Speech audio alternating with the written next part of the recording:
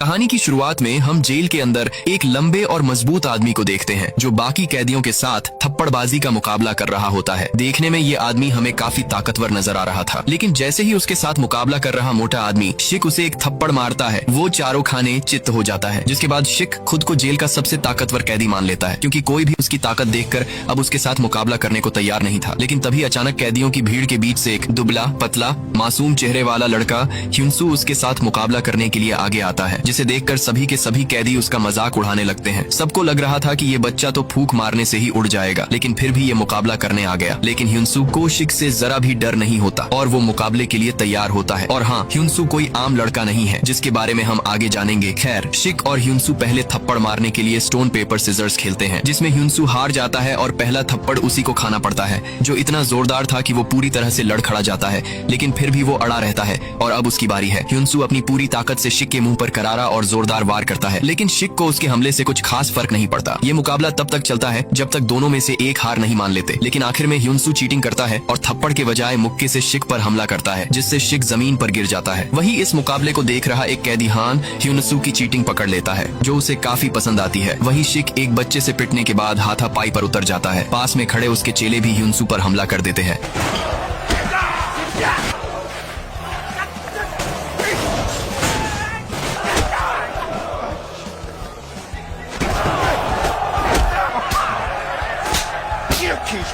ह्युनसू भी बड़ी चालाकी से उनके साथ अकेले लड़ रहा होता है कि तभी गार्ड वहां आकर उनकी लड़ाई रुकवाते हैं और ह्युनसू को मारपीट करने के लिए काल कोठरी में डाल देते हैं। कुछ देर बाद हान उसके पास आता है और उसे समझाता है कि तुम अभी यहाँ नए हो, इसलिए तुम्हें पंगा नहीं लेना चाहिए, और तुमने जिसे आज पीटा है वो बेहद खतरनाक कैदी है, इसलिए तुम्हें थोड़ा संभल कर रहना चाहिए। जिसके बाद हान वहाँ से चला जाता है। अगली सुबह एक कैदी ह्युनसू से कहता है कि शिक और उसकी गैंग अब दोबारा उससे उलझने की कोशिश नहीं करेंगे, क्योंकि हान ने शिक और उसकी गैंग को वार्न किया है कि वो भूल कर भी या गलती से ह्युनसू पर हमला न करे। ह्युनसू पूछता है कि हान है कौन। वो कैदी उसे बताता है कि हान इस जेल में नियम बनाता है और वो यहाँ का लीडर है, और असल में इस जेल के कैदी ही नहीं बल्कि बाहर भी लोग उससे डरते हैं, क्योंकि वो एक बहुत बड़े माफिया गैंग का बॉस है। और इस जेल में ये ताकत उसे उसके बाहरी नाम से नहीं बल्कि उन लड़ाइयों से मिली है जो जेलर खुद करवाते हैं, जिसे जीतने वाला यहाँ राज करता है। और हान आज तक एक भी मुकाबला नहीं हारा, इसलिए किसी ने कभी उसके खिलाफ जाने की हिम्मत नहीं की। और वो यहाँ एक कैदी की तरह नहीं बल्कि राजा की तरह रहता है, और जिसपे उसका हाथ होता है उसे कोई छू भी नहीं सकता। लेकिन कुछ महीनों बाद माहौल पूरी तरह से बदल जाता है, जब एक नया कैदी किम अंदर आता है। एक ऐसा शख्स जो हान से भी कहीं ज्यादा खौफनाक है। किम के जेल के अंदर कदम रखते ही सारे कैदियों में डर फैल जाता है, यहाँ तक कि उसका नाम सुनते ही कई कैदी अपनी नजरें झुका लेते हैं। हान भी उसके आने की खबर सुन के उसके पास जाता है और जेल के अंदर सिगरेट के कारोबार में साथ काम करने का ऑफर देता है। दरअसल हान उससे डर नहीं रहा होता, बल्कि इसके पीछे दो वजह थे। पहला तो ये कि उसकी सजा लगभग पूरी होने वाली थी और वो कोई लड़ाई नहीं करना चाहता था, और दूसरा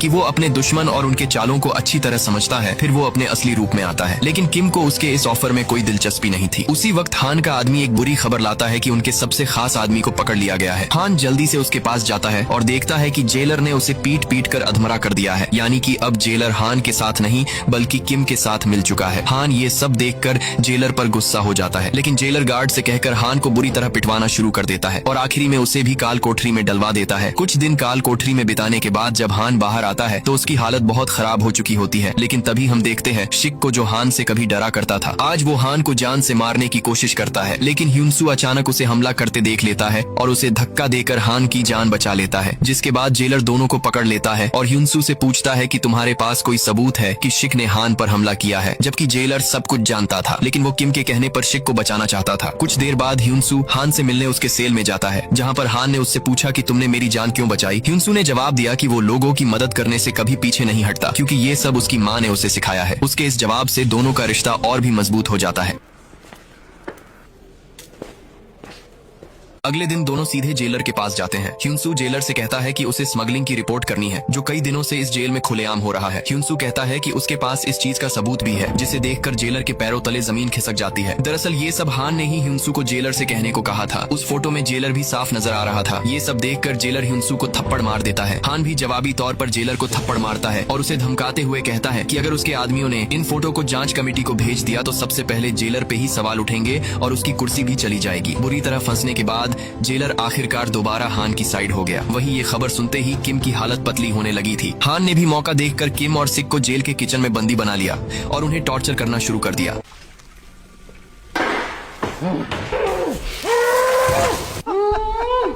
आखिरकार सिक डर के मारे टूट गया और उसने सारा सच उगल दिया। उसने बताया कि इन सब के पीछे मंचोल नाम के एक आदमी का हाथ है, जो कि असल में हान का ही बड़ा बॉस है, जिसने उसे रास्ते से हटाने का हुक्म दिया था, जिसके बदले में मंचोल ने उन्हें जेल में होने वाली तस्करी में 1/3 हिस्सेदारी का लालच दिया था। अपने ही लोगों से मिले धोखे को जानने के बाद हान हैरान रह गया और काफी गुस्से में आ गया। वहीं ह्युनसू हान के इस खूंखार रूप को देखकर डर जाता है और खुद को शांत रखने की कोशिश करता है ताकि उसकी असलियत उसके सामने ना आ जाए। इसके बाद सीन पीछे जाता है और हमारे सामने एक बहुत बड़ा राज खुलता है। ह्युनसू, जिसे हम एक कैदी समझ रहे थे, वो असल में एक अंडरकवर ऑफिसर है जिसका मिशन है हान से दोस्ती करना और उसका भरोसा जीतना और उसके गैंग को पकड़वाना, जो कि एक बेहद खतरनाक मिशन है। ह्युनसू की चीफ ऑफिसर, जिसका नाम इंसुक है, जो एक बेरहम ऑफिसर थी जो अपने काम को लेकर काफी सीरियस रहती है। साथ ही वो केस सोल्व करने के लिए किसी भी हद तक जा सकती है और उसने ह्युनसू से वादा किया है कि अगर वो इस मिशन में कामयाब रहा तो उसकी बीमार माँ, जिन्हें जीने के लिए किडनी की जरूरत है, उनके लिए इंसुक किडनी डोनर का इंतजाम करवा देगी। ह्युनसू भी अपनी माँ के लिए इतने खतरनाक मिशन करने के लिए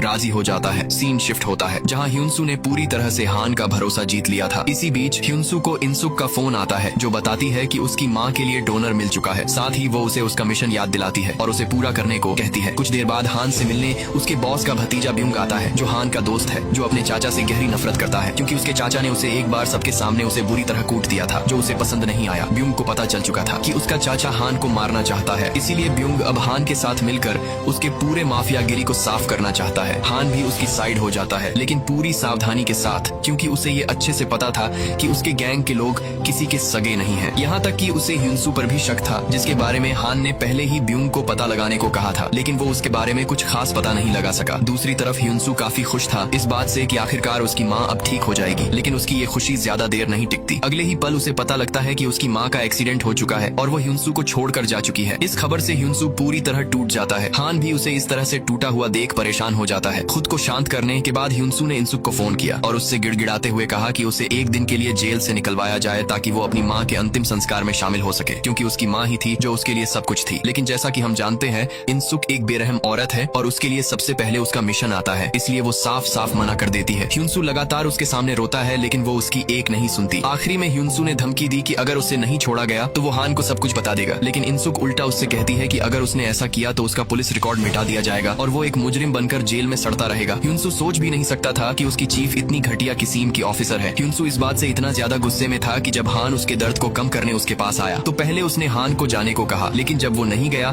तो उसने हान के साथ मारपीट करना चालू कर दिया।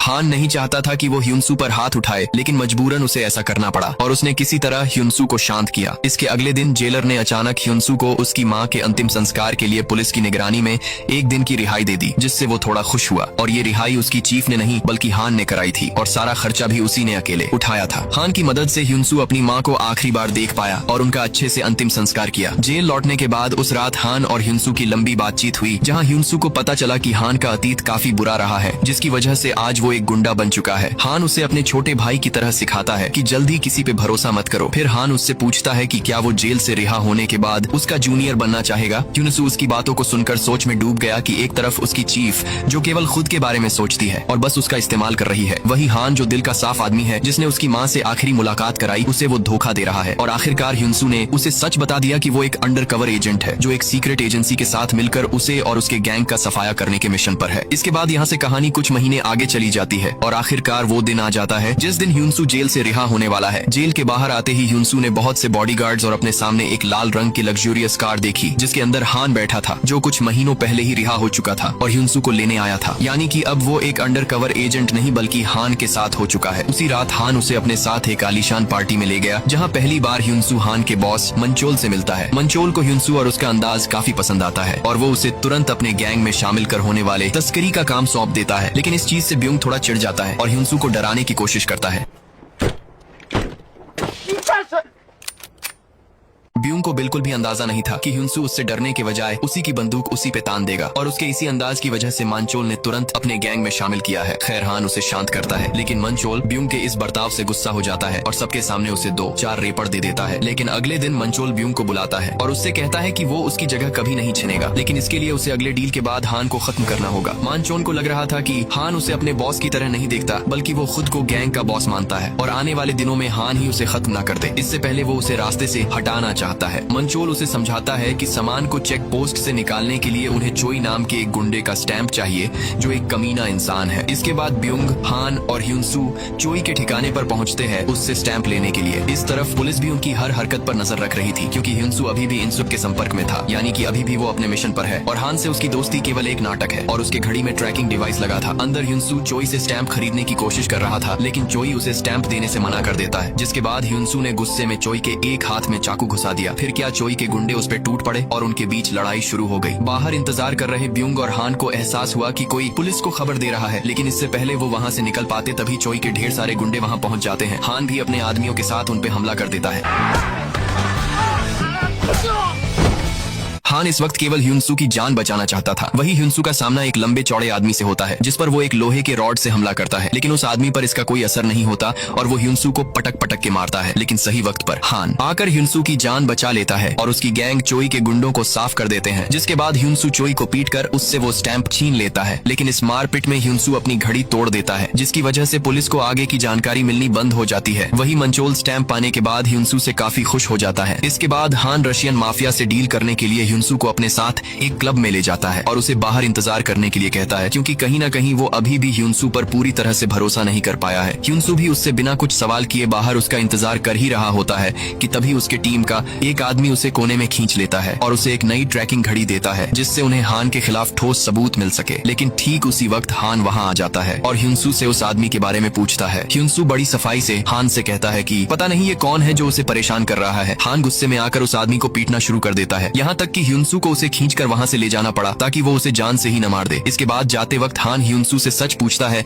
कि आखिर वो आदमी था कौन। ह्युनसू ईमानदारी से बता देता है कि वो एक जासूस था जो उसे नई ट्रैकिंग घड़ी देने आया था। ये सुनते ही हान उसे दबोच लेता है और उसकी तलाशी लेने लगता है कि कहीं अभी भी ह्युनसू पुलिस के साथ मिलकर उसे धोखा तो नहीं दे रहा है। लेकिन ह्युनसू के पास से उसे कोई भी ट्रैकिंग डिवाइस नहीं मिलती। इसके बाद हान ह्युनसू को एक सुनसान जगह ले आता है, उससे माफी मांगता है और उसके साथ अपना दर्द बयां करता है। हान कहता है कि उसे अपने पूरी जिंदगी में कुछ मिला है तो वो है अपनों से धोखे, यहाँ तक कि वो जिस शख्स के लिए 20 साल से काम कर रहा है वो भी उसे मारना चाहता है और इसी की वजह से जल्दी किसी पर यकीन करना उसके लिए बहुत मुश्किल है। ह्युनसू हान की बातों से एक बार फिर इमोशनल हो गया और फिर से अपना इरादा बदल लिया और हान से कहा कि वो उस पर यकीन करे, वो आगे हान को कभी धोखा नहीं देगा और उसका पूरा भरोसा जीत के दिखाएगा। लेकिन असली खेल तो अब शुरू होने वाला था। तस्करी से ठीक 2 दिन पहले ब्यूंग ने अचानक हान से एक सवाल किया कि उसने एक पुलिस वाले पर भरोसा कैसे कर लिया। दरअसल ब्यूंग को जेल में ही पता चल चुका था कि ह्युनसू पुलिस का जासूस है जो हान को पकड़वाने आया है और ये बात हान को भी बहुत पहले पता चल चुका था। इसलिए उसने एक चाल चला और ह्युनसू की मां का एक्सीडेंट करा दिया, जिससे ह्युनसू कमजोर पड़ गया, जिसका फायदा उठाकर हान ने उसकी मदद की और उसका भरोसा जीत लिया। जिसके बाद ह्युनसू ने खुद अपनी असलियत उसे बता दी, जबकि हान ने उसे अब तक इसलिए नहीं मारा क्योंकि ह्युनसू एक ईमानदार और अच्छे दिल वाला लड़का है, जिसकी वजह से हान ने उसे अपना राइट हैंड बना लिया है, जिस पर वो थोड़ा बहुत भरोसा तो करता ही है। इस तरफ हम ह्युनसू को देखते हैं जो अपनी माँ के कब्र पर गया था और अचानक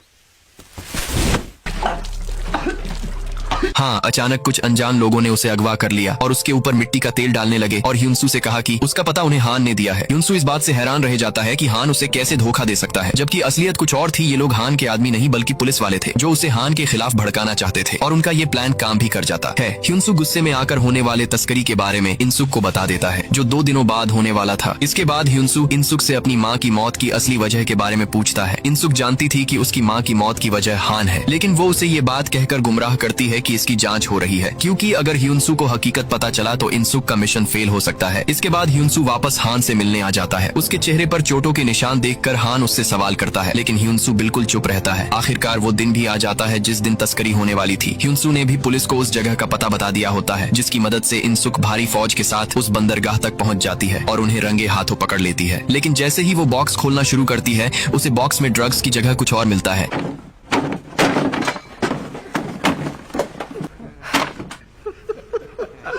दरअसल ह्युनसू ने हान के साथ मिलकर उन्हें गुमराह कर दिया था और पहले ही सारा ड्रग्स समुद्र में फेंक दिया था। कोई सबूत न मिलने की वजह से इनसुक के पास उन्हें छोड़ने के अलावा कोई चारा नहीं बचा था। इसके बाद मंचोल और हान तस्करी पूरा होने के बाद जश्न मनाते हैं, लेकिन जैसे ही मंचोल हान को शराब उठाने के लिए कहता है, हान उससे कहता है कि वो मुर्दों के साथ शराब नहीं पीता। मंचोल को कुछ समझ आता इससे पहले।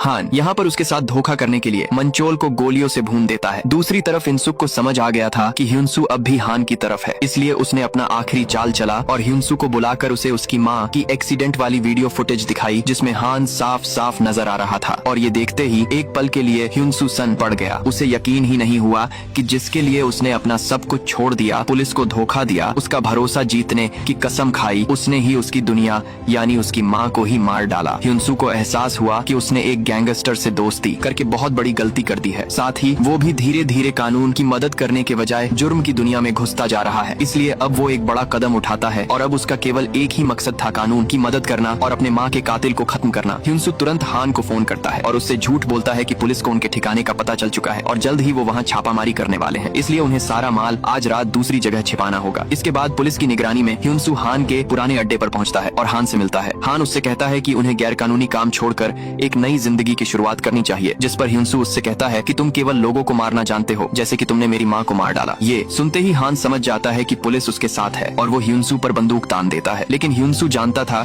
कि वो उसे नहीं मारने वाला, क्योंकि उसे यहाँ से भागने के लिए ह्युनसू को मोहरा बनाना होगा। तभी अचानक पुलिस अंदर घुस आती है, लेकिन उन्हें वहाँ केवल ह्युनसू दिखाई देता है। तभी पीछे से हान छिपकर उन पुलिस वालों को गोली मार देता है, लेकिन एक पुलिस वाला ह्युनसू को मोहरा बना लेता है और उसका गला दबाने लगता है और हान को बाहर आने के लिए कहता है। ह्युनसू को मुश्किल में देख हान से रहा नहीं गया और वो तुरंत बाहर आकर उस पुलिस वाले को मार देता है। यहाँ हान चाहता तो ह्युनसू को भी मार सकता था, लेकिन उसने ऐसा नहीं किया और चुपचाप वहाँ से निकल गया। लेकिन रास्ते में इनसुक मौका देखकर हान को अपनी गाड़ी से कुचल देती है और उसके जेब में सबूत के तौर पर ड्रग्स ढूंढने की कोशिश करती है। लेकिन जब हान के जेब से कोई सबूत नहीं मिलता तो वो उसकी कार को चेक करने लगती है। तभी ह्युनसू वहाँ आकर इनसुक को गोली मार देता है, क्योंकि कहीं न कहीं वो भी उसकी माँ की मौत की जिम्मेदार थी। इसके बाद ह्युनसू हान के पास आता है और उसके साथ बिताए आखिरी पलों को याद करते हुए उससे कहता है कि हान की दोस्ती केवल एक झूठ थी और उसने केवल उसका इस्तेमाल किया है। और ये सब ह्युनसू हान से इसलिए कह रहा था क्योंकि अपनी माँ के बाद उसे किसी पर भरोसा था तो वो था हान पर। जिसके बाद ह्युनसू हान को आखिरी अलविदा कहकर उसके मुंह और नाक बंद कर देता है, जिससे उसकी मौत हो जाती है। और आज की हमारी ये कहानी यहीं पर खत्म होती है, जो एक अंडरकवर एजेंट और एक गैंगस्टर की दोस्ती पर बेस्ड थी, जिससे हम सीखते हैं कि जल्दी हमें किसी पर भरोसा नहीं करना चाहिए, क्योंकि आज की दुनिया में हम जिस पे सबसे ज्यादा भरोसा करेंगे वही हमारा भरोसा तोड़ेगा। तो चलो मिलते हैं एक और दमदार कहानी के साथ। Take care, bye bye.